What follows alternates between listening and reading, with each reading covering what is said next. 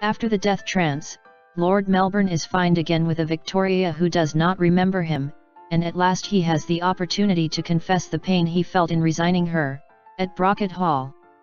Lord Melbourne remembered the damn words he uttered when he rejected Victoria's declaration of love, his stupid metaphor about the rooks and his monogamy, that he used for explain to Victoria that he could never be her life partner, that he could not accept the heart that she offered him. He remembered all the pain he experienced that day, and even worse, he remembered all the unbearable suffering of later years, the lived images of the different seasons of his long and infernal Calvary.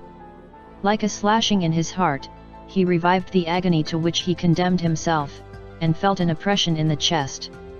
Then he spoke, determined to confess the truth of his heart.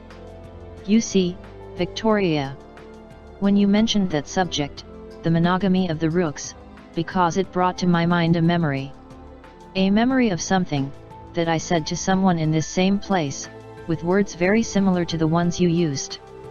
The problem is that this memory is very painful for me, because of the context in which I said those words. That day I had to give up what I loved most in the world, I had to break the heart of two people, and one of them were me."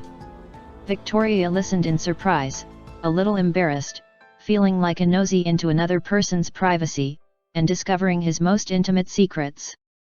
But at the same time, she felt compassion for the pain she saw in Lord Melbourne's face. "The worst is that this other person whose heart was also broken, never knew how painful it was for me to make that sacrifice," Lord Melbourne continued sadly and somewhat tiredly. "How to explain to someone as young as you how complex and frustrating that's life? When we are very young we believe that love can overcome any challenge however great it may be, we believe that we are immortal and invincible, and we are so idealistic that we believe that romanticism and good intention can conquer the summit of any mountain, no matter what high this may be.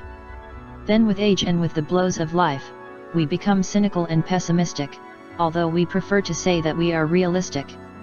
Then we understand that life is not made by young people, because of their value and idealism, but by the old resentful and bitter, and it is a trap that crushes the hearts of young people to fill them with darkness and sadness, to make them a reflection of his elders," added Lord Melbourne, closing his eyes and squeezing his closed eyelids with his fingers in a gesture of weariness.